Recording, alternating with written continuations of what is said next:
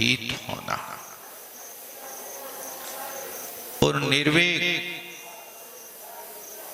निर्वेक का अर्थ होता है स्त्री पुत्र मित्र आदि से विरक्ति का भाव होना। एक भावना है और एक त्याग है। किसी वस्तु के लिए बार बार भावना करता है, तब फिर वो आगे उस कार्य को करने में प्रवृत्त हो पाता है। जैसे आप सोचें कि मुझे दुकान खोलना है, ये आज आपकी भावना ने अंकुर पैदा किया। दुकान खुली नहीं है, दुकान खोलना है। अब दुकान खोले तो काहे की खोले? अब वो दुकान के विषय में विचार करता है, बार बार उसके विषय में, उस व्यापार में जो दक्ष है उन लोगों से सलाह लेता है कि भैया मैं एक काम करना चाहता हूं। मार्केट में इसकी खपत कैसी है, वो जब सब जानकारी ले लेता है तब बाद में जाकर के बरसों बाद दुकान खोल पड़ता है। यानी बरसों के बीच में उसने हजारों बार जो भावनाएं बनाई, वो भावनाएं या साकार हुई। इसी तरह वो भावना बाता है, अभी छोड़ता नहीं है।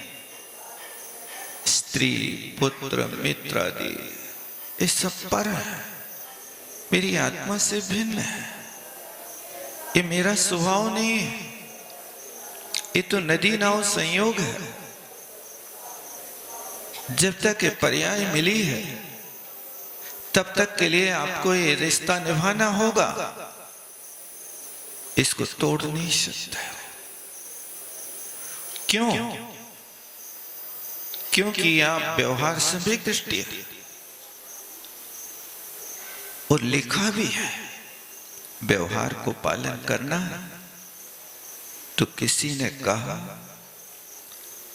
रिश्तों को कभी मत तोड़ना, रिश्ते कैसे भी हों, रिश्तों को कभी मत तोड़ना। पानी कितना भी गंदा हो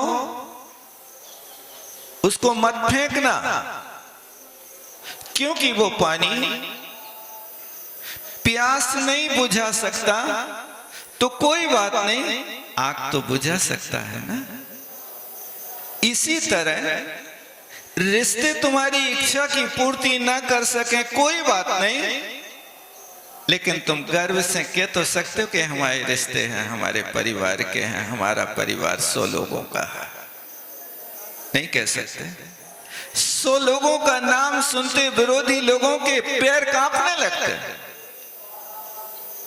वे भले ही 100 घर के हैं, नहीं होता है ऐसा। संगे शक्ति कलौ युगे, शक्ति संग में होती है। एक एक करके बिखर जाओ, तुम्हारी शक्ति क्षीण हो जाएगी। एक एक तिनका मिलकर के झाड़ू बन गई। अब वो झाड़ू से झाड़ते झाड़ते यदि उस झाड़ू में से एक एक तिनका खिसकने लगे तो क्या करते हो?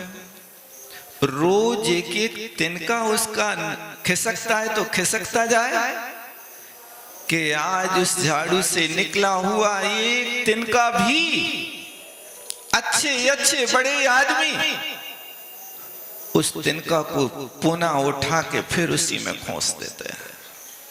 नहीं करते आप लोग? क्यों? संघ शक्ति है। ये एक एक तिनका से ही झाड़ू बनी है। एक एक देगा, सारी झाड़ू बर्बाद हो जाएगी। एक एक बार ऐसी भावना भाता है, पृथक जुदे धंधामा, पृथक जुदे धंधामा, पृथक जुदे धंधामा। ये भावना भाते भाते भाते एक दिन ऐसा अवसर आता है कि वो वास्तव में उस स्वप्न को साकार करके दिखा देता है। इसका नाम निर्वेग होता है। और फिर इसके बाद में निंदा है, हे भगवान मिच्छा में दुक्कड़म, मिच्छा में दुक्कड़म। हमारी बात से भी कोई को बुरा लग गया, भगवान मैं क्षमा चाहता हूं। हमारी चेष्टा से कोई का दिल दुख गया, आप चल रहे हैं और आपकी क्रिया से यदि किसी चींटे के ऊपर पैर पड़ गई और वो तिल मिला गया, उसका पैर टूट गया, एक्सीडेंट कर दिया। अब कहो आप मिच्छा में दुक्कड़म, हे भगवान इस जीव के कष्ट दूर हो जाए। इस तरह की बार बार भावना भाता उस सम्यक दृष्टि की निंदा होती है। निंदा दूसरों की नहीं, अपनी निंदा करो। अपनी निंदा करने वाला धर्मात्मा है, ऊपर की निंदा करने वाला पापात्मा है। ये हम नहीं कह रहे, नहीं बुरा मान जाओ तुम लोग। परात्म निंदा प्रशंसे सत्सद गुणोच्छादनोद भावने चे नीचे गोत्रस्य आगम है आपके सामने। पर की निंदा आत्म प्रशंसा, ये दोनों जहर हैं। दूसरों की निंदा मत करो। आपकी बहू आई, अब रोटी बनाते नहीं बनी, तो उसने यदि पहली बार रोटी बनाई और उसकी बनाई रोटी में पड़ा की आंखें बन गई, तो ये न कहो अरे मूर्ख है, कछु नहीं जानती, रोटी नहीं बनती। ये क्या हो गई? निंदा हुई क्या प्रशंसा हुई? ये निंदा कर दी तुमने, नीच गोत्र का आश्रय कर लिया, उसके दिल पर ठोकर मार दी आपने, घन मार दिया।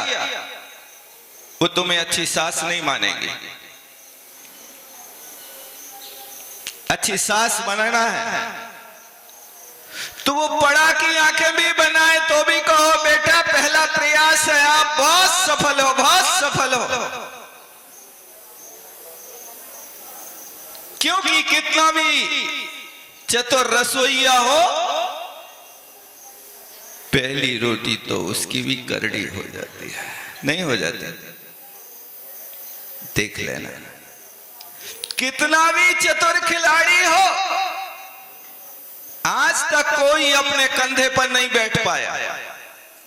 दुनिया को तो कंधे पे बैठा लेगी, लेकिन तुम स्वयं अपने कंधे पे बैठ के दिखाओ, तब तो कोई कला है।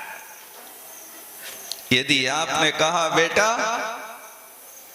तुमने भली रोटी ऐसी बनाई है लेकिन सफल हो, आज 33 नंबर से पास, मैं गारंटी लेती हूं 1 महीना के अंदर तुम्हें मास्टर बना दूंगी, एमए की डिग्री दिला दूंगी।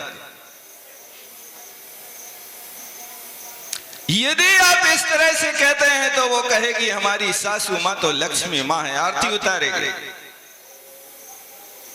इसलिए निंदा सम्यक दृष्टि नहीं करता, सम्यक दृष्टि पर की प्रशंसा करता है। रोटी भी जली है तो भी ठीक है बेटा, देख लो। लक्ष्मीबाई घुड़सवारी करती, तलवार चलाती, उसके पास एक रहने वाली अम्मा थी, वो बार बार कहती थी ये बहादुरी का काम करती है, इसको तो घर में रह करके रोटी बनाना चाहिए, रोटी नहीं बनाती है, कुछ जानती नहीं।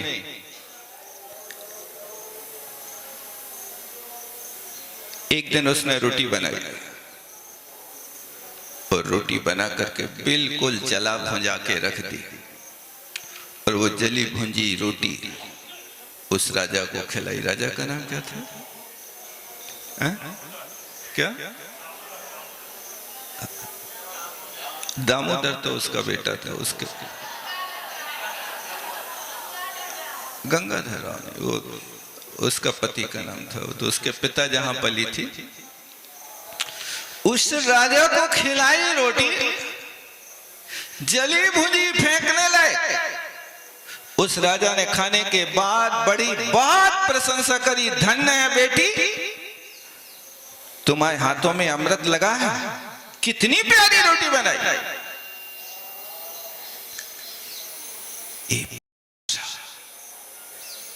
हर व्यक्ति को प्रशंसा चाहिए, हर व्यक्ति को अपना नाम प्यारा होता है।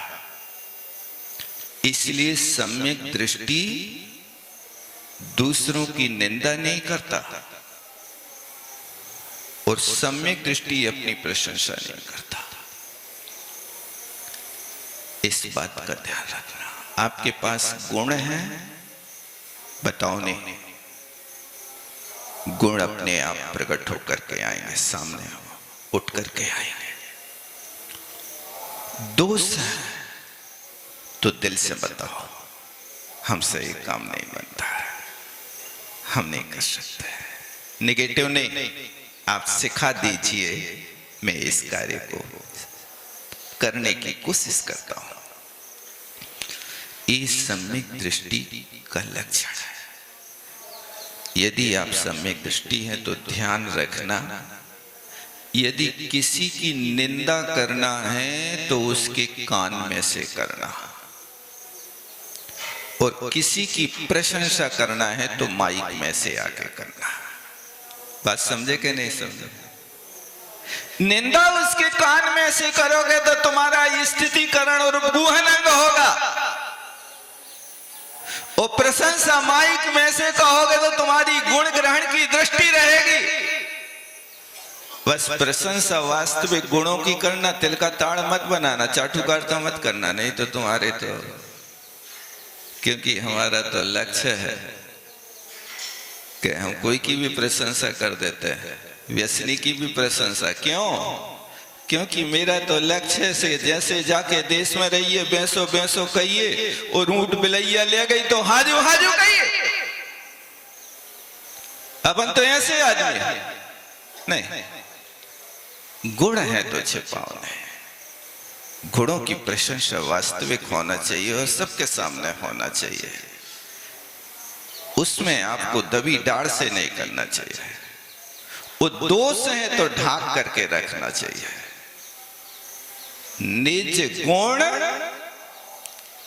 आरु परो गुण ढाके। ये पंक्ति पढ़ते कहीं आप? कहाँ की है? छेड़ाला की है? कौन से अंग की है? उपगुहन अंग की है। ये उपगुहन अंग हमें सिखाता है, ये निंदा और गर्हा है। गुरु के सामने जैसे कोई बच्चा अपनी माँ के सामने बार बार हिलक हिलक करके रोता है, उसने मुझे मारा है, गाली दी है, हमारे पैसे छुड़ा लिए, ऐसा वो सम्यक दृष्टि गुरु के सामने मेरे साथ हुआ है, मैंने ये अपराध कर लिया है, आप मुझे जो दंड दे दो, प्रायश्चित दें, मैं लेने को तैयार हूं। प्रायश्चित को प्रायश्चित नहीं, जो प्रसाद मान करके लेता है उस व्यक्ति का कल्याण होता है, जो रोध होकर के लेता है वो प्रायश्चित प्रायश्चित नहीं कहलाता। गलती करी है तो धो। कैसे धोना?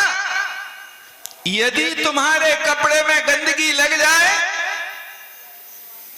तो अकेला फटकार देते, गंदगी निकल जाती।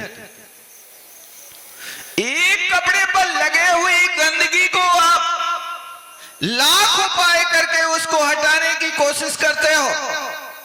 पानी से धोते, पानी से नहीं धुलता तो साबुन से धोते, साबुन से नहीं धुलता तो ब्रश लगाते, ब्रश से नहीं धुलता तो पेट्रोल लगाते, क्या क्या लगाते मुझे पता नहीं लगाता। और इतने पे भी जी नहीं मानता तो फिर बाथरूम में ले जाकर के मुगनियां पटकते और फिर पथरा पे पटकते। जैसे तैसे कोटि उपाय बनाए भव्यता को ओरा। जैसे वो करोड़ उपाय करके कपड़े को साफ देखना चाहता, कपड़े पे दाग नहीं देखना चाहता है, इसी तरह सम्यक दृष्टि अपनी आत्मा में निंदा का दाग नहीं देखना चाहता है। वो जैसे बने तैसे। हमने तो मांग ली क्षमा, तुम्हें क्षमा करना हो तो कर देना, नहीं चूल्हे में जाओ। ऐसी होती क्षमा, करना हो तो कर देना, एहसान कर रहे।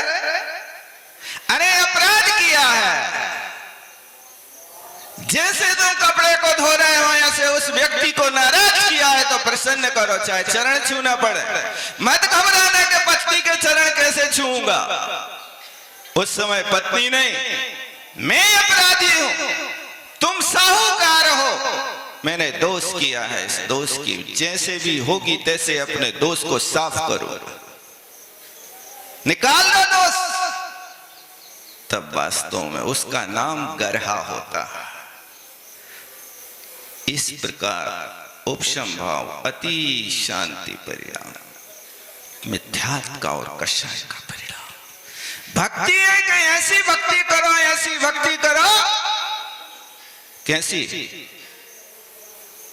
वास्तव में भक्ति हो तो दशानन की तरह, न्याय प्रिय हो तो विभीषण की तरह हो, और समर्पण हो तो हनुमान की तरह हो। वो समर्पण था, सारे रिश्तों को किनारे कर दिया, न्याय का आश्रय लिया। भक्ति ऐसी करी कि वहां भक्ति करने बैठ गया। एक समय ऐसा था कि इतना बौखला गया कि पूरा कैलाश पर्वत उठा के लवण समुद्र में फेंकने लगा। और जब अकल ठिकाने आ गई, देवताओं ने रक्षा करी, रोने लगा। अब धर्म का स्वरूप समझ में आया, बैठ गया भगवान की भक्ति करने के लिए। ऐसी भक्ति, ऐसी भक्ति, ऐसी भक्ति। भक्ति करते करते बीड़ा का तार टूट गया। बीड़ा टूटी है, भक्ति नहीं टूटेगी। नहीं जाएगा बीड़ा का तार लेने के लिए बाजार में। वहीं बैठे बैठे अपनी हाथ की नस को निकाल करके और उसने बीड़ा के तार में जोड़ दे। ऐसी भक्ति कभी आपने करी? कभी ऐसी भक्ति भी करने की कोशिश करो। बीड़ा की तार तो छोड़ो, कहूं जरूरत पड़ जाए तो तुम अपने धोती का फट्टा भी पाड़ के न दे पाओ। नई धोती अभी खरीदी है हथकरघा की, 1000 रुपया की, थोड़ी बर्बाद कर दे। तुम्हें लग गो तो लग गो, भोगो तुमने कर्म करे थे। ऐसा नहीं, उस सम्यक दृष्टि के अंदर ऐसी भावना होती है, ऐसी भक्ति हो। वास्तव में वही भक्ति, भक्ति में शक्ति बड़ी। निज गुण दे प्रगटाए, लौकिक की तो बात क्या, परलौकिक सुख पाए। और फिर वात्सल्य है, धर्मीशों को वत्स प्रीत। देखो ज्ञानी जनों ने गाय और बछड़े का दृष्टांत तो दिया। कोई माँ बेटा नहीं मिला उसको मनुष्य गति का। मनुष्य गति के कोई माँ बेटा का दृष्टांत देते तो फिर भी जम जाता। मनुष्यों को समझाने के लिए त्रियंचों को सामने ला रहे, नहीं ला रहे।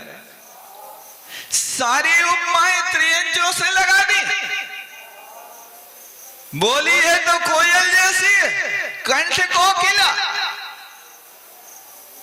कोयल से उपमा कर रहे हो। नाक है तो सुआ जैसी, मुख है तो चंद्रमा जैसा। इस सब क्या कर रहे हैं? इसी तरह यहां पर उनने वात्सल्य अंग का लक्षण दिया तो गैया और बछड़ा को लाए, कोई माई के लाल को सामने लाके नहीं रखे। ठीक भी है, उसके पाक निस्वार्थ और निश्चल प्रेम है। किसी गाय का बछड़ा नदी में गिर जाए, कुआं में गिर जाए, तो गाय बिना सोचे छलांग लगा देगी। और किसी माँ का लाल कुआं में गिर जाए, वो कुआं के चारों तरफ चक्कर काटेगी, रोएगी, चिल्लाएगी, बचाओ बचाओ, लेकिन स्वयं छलांग नहीं लगाएगी। इसलिए आचार्यों ने सोचा इनको नहीं, ये स्वार्थी है, गैया को रखो और बछड़ा को रखो। वो वास्तव में वास्तविक वात्सल्य है और अनुकंपा है, हृदय की आर्द्रता है।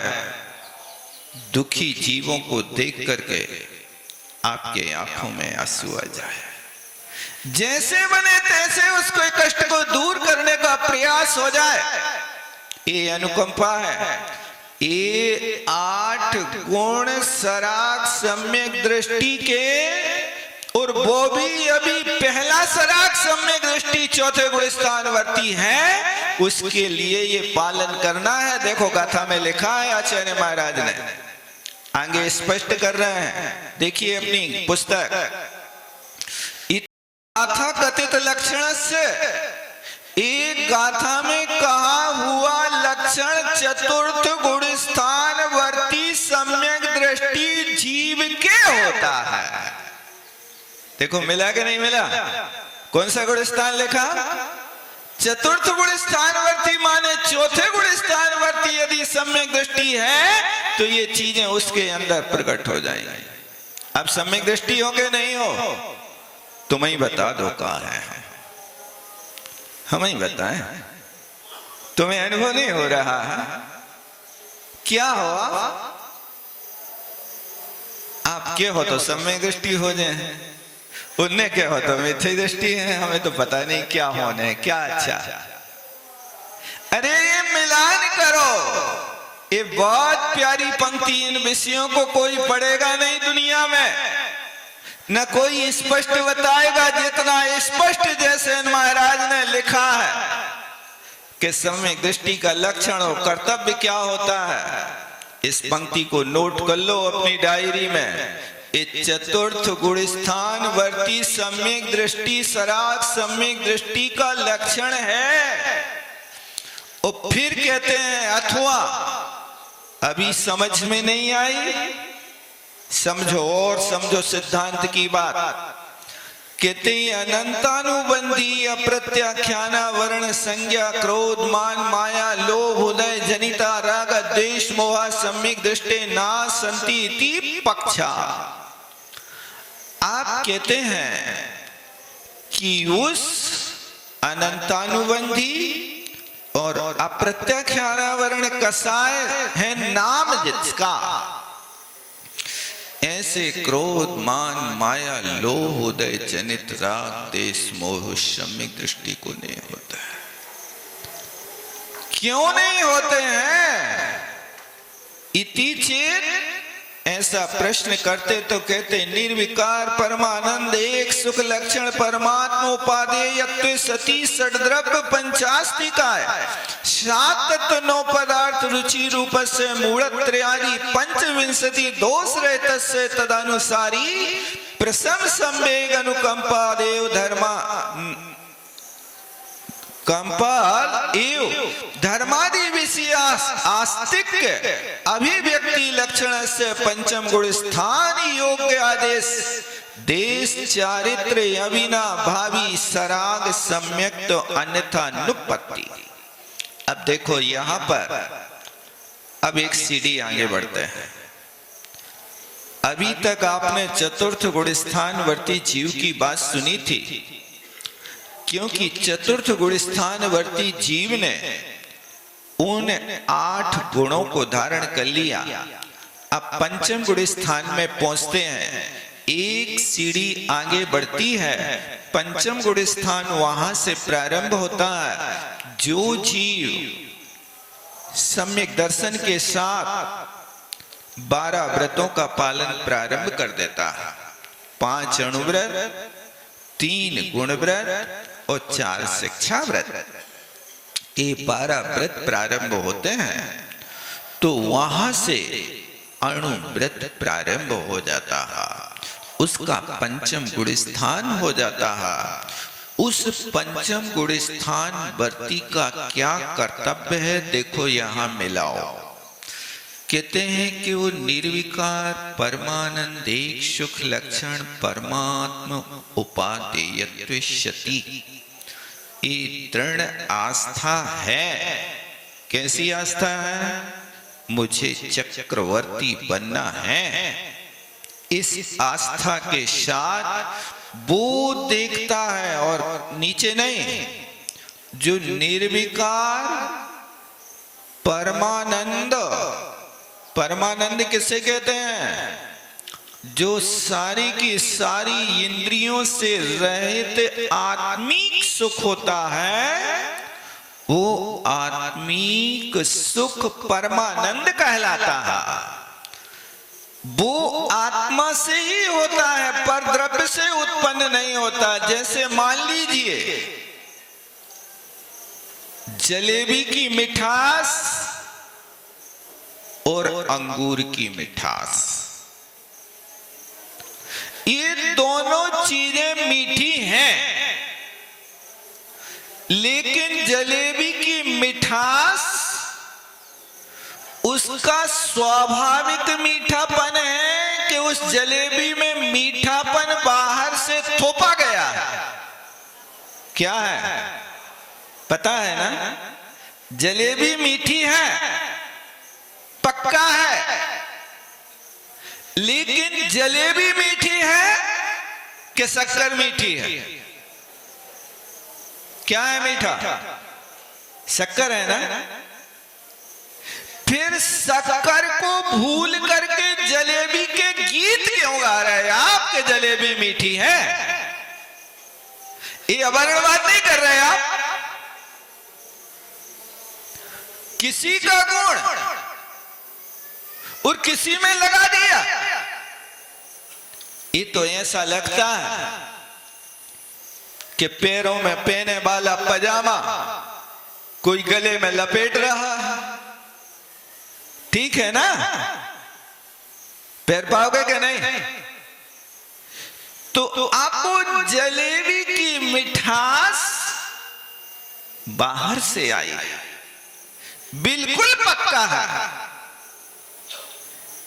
लेकिन जलेबी का संयोग पाकर के वो जलेबी की ही कहलाती है।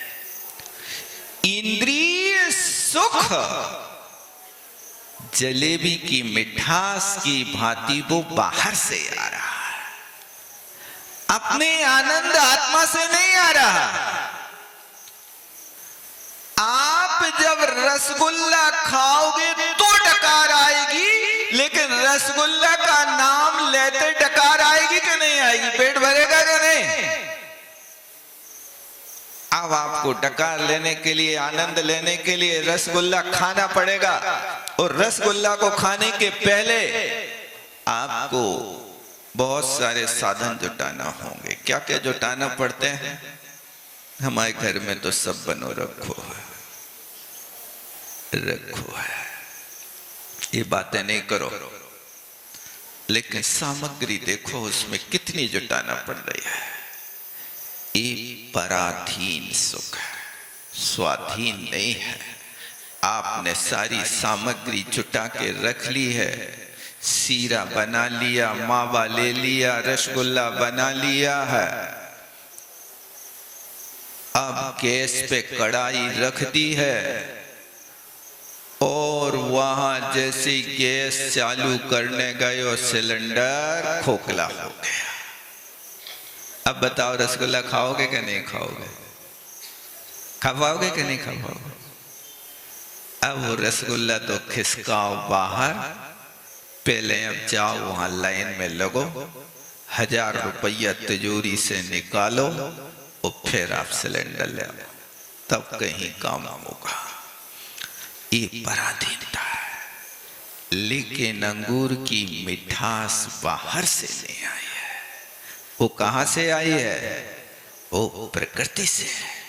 आत्मिक सुख अंगूर की मिठास की भांति होता है और इंद्रिय सुख जलेबी की मिठास की तरह है। बस तुम खाते जाओ, जलेबी खा रहे, जलेबी खा रहे, जलेबी नहीं खा रहे, मिठाई खा रहे हो। इसी तरह यहां पर देखो क्या लिख रहे हैं, निर्विकार जिसमें कोई विकार नहीं, परमानंद एक सुख लक्षण वाला, ऐसा परमात्मा उपाधि होने पर 6 द्रव्य 85 का 7 तत्व 9 पदार्थ, इनके प्रति श्रद्धान करने वाला 3 मूर्ता 25 दोषों से रहित, इन सब चीजों को पालन करने वाला।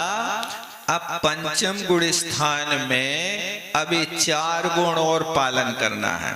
सम्यक दर्शन की रक्षा के लिए तुम्हें 8 गुण जो बताए हैं उनको पालन करना। अब तुम्हारा पंचम गुण स्थान सुरक्षित रहे, इसके लिए 4 चीजें करना, प्रशम, संवेग, अनुकंपा और आस्तिक। ये अब पंचम गुण स्थान में ये 4 मूल गुण सम्यक के अविनाभावी हो गए। देखो हर जगह लगा देते प्रशम, संवेग, अनुकंपा, आस्तिक, ऐसा हर जगह नहीं लगाना। चौथे गुण स्थान वर्ती के लिए तो भी 8 गुण लगाना, और पंचम गुण स्थान वर्ती के से 8 के साथ में ये 4 और वृद्धि को करना। अब प्रशम भाव अत्यंत शांत, कोई उथल पुथल नहीं है, वस्तु को देख रहा है, लेकिन देखते हुए भी कोई आकुलता नहीं हो रही है। देखने में आकुलता नहीं है, वस्तु को छू आकुलता है।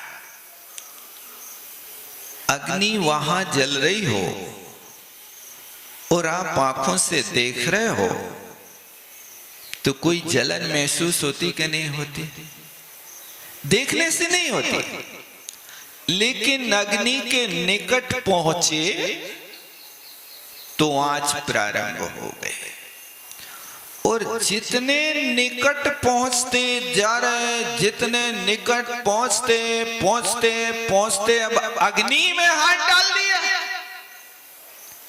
अब कैसा लगेगा बताओ? उचट जाते हैं, थोड़ा सा तवा टच कर ले वे गरम, अब तवा उचटता है कि तवा के पास रहने वाला उचटता है? देख लेना यार, वो तुम जले क्यों? अग्नि में घुसने की तुमने कोशिश कर ली। अग्नि से दूरी बना करके रखते, तुम आंखों से देखते रहते, अग्नि तो कभी नहीं जलते, लेकिन तुमने छूने का प्रयास किया, अब जलोगे। इसी तरह वो लोक की सारी क्रियाओं को देखता रहता है, देखने वाला कभी भी जलता नहीं, और तुमने उसको छूने का प्रयास किया, बस कर्म बंध की प्रक्रिया चालू हो गई। वो घर में रहता है, कौन क्या कर रहा है, सबकी क्रिया कलाप देखता रहता है, लेकिन देखते हुए अंदर में भावना भाता रहता, तन कारागृह, पनिता बेड़ी, परिजन जन रखवारे, ये सब इस प्रकार से कार्य करने वाले हैं। ऐसा पंचम गुण स्थान वर्ती जीव के प्रशम भाव होता है और संवेग होता है, छटपटाहट। जैसे वो गाय की आवाज सुनते ही बछड़ा घुमरिए ने लेने लगता है, पूरी शक्ति लगाता है कि रस्सी को तोड़ के मां से मिल लूं, ऐसा वो संवेग उसके अंदर होता है कि पंचम गुण स्थान वर्ती जीव घर में रह तो रहा, लेकिन क्या करे, जा भी तो नहीं सकता, अभी दायित्व तो संभालने वाला भी तो नहीं है। रह जलते भिन्न कमल है, ये उसके साथ घटित होता है। कहीं भी बैठे आचार्य शांति सागर जी महाराज बहुत पहले दीक्षा लेना चाह रहे थे। पिताजी के लिए अपने भाव व्यक्त किए। पिताजी ने कहा, बेटा जब तक मेरी श्वासें हैं तब तक के लिए मुझे अपना साथ दे दो, और जिस दिन मेरी श्वास अस्त हो जाए उस दिन तुम जाके दीक्षा ले लेना। ये आज्ञानुवर्ती अकेले गुरु के नहीं, पिता के भी आज्ञानुवर्ती है। घर में रह रहे हैं शांति सागर जी, पिता की आज्ञा है, उनकी सेवा करना है।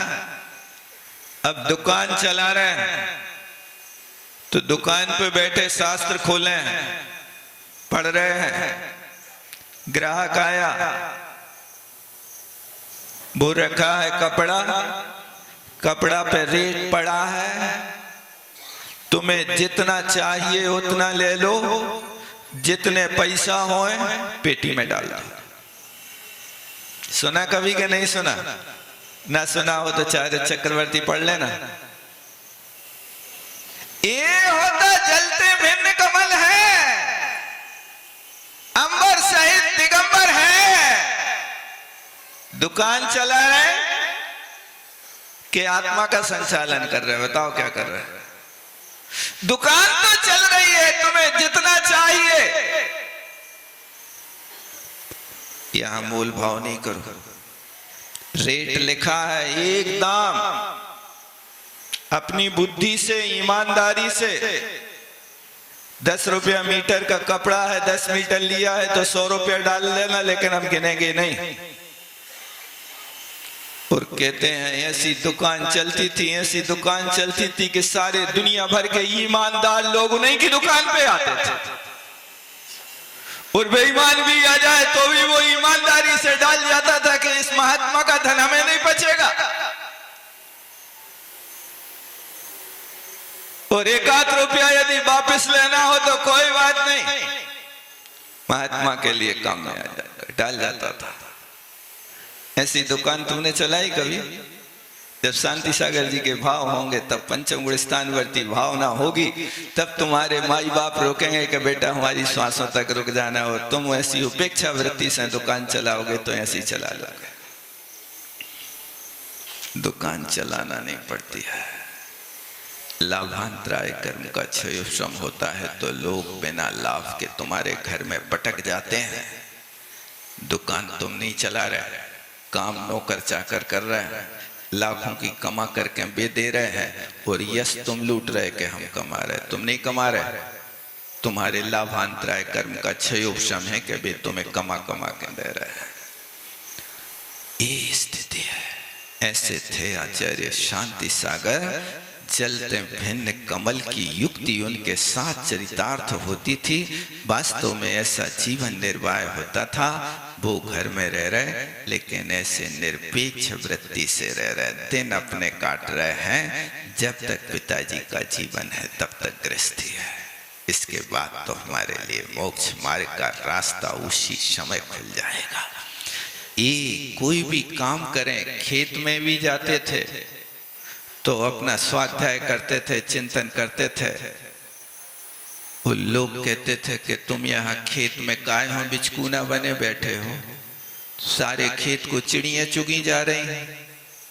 कोई बात नहीं, वे अपने भाग का खाएंगी, हमारे भाग का नहीं खाएंगी। लोगों ने शिकायत करी।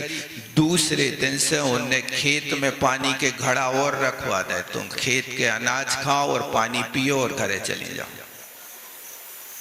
भर पेट खाओ। और कहते हैं जब फसल काटने जाते थे तो सारे आसपास पड़ोस के किसानों से कई गुना ज्यादा निकलता था। यही तो है, हमारे भाग का कोई लेके नहीं जाएगा। दान करने से कभी कोई गरीब नहीं बनता। आप करके देखो, बस ये है कि आपके अंदर का लाभांतराय कर्म का क्षयोपशम और वृद्धि को प्राप्त होगा। तुम सादानी क्या कोई हो, जग को दे दी जग की निधियां, कभी कभी लुटाया करते हो 8-14। क्या लिखा वहां बताओ?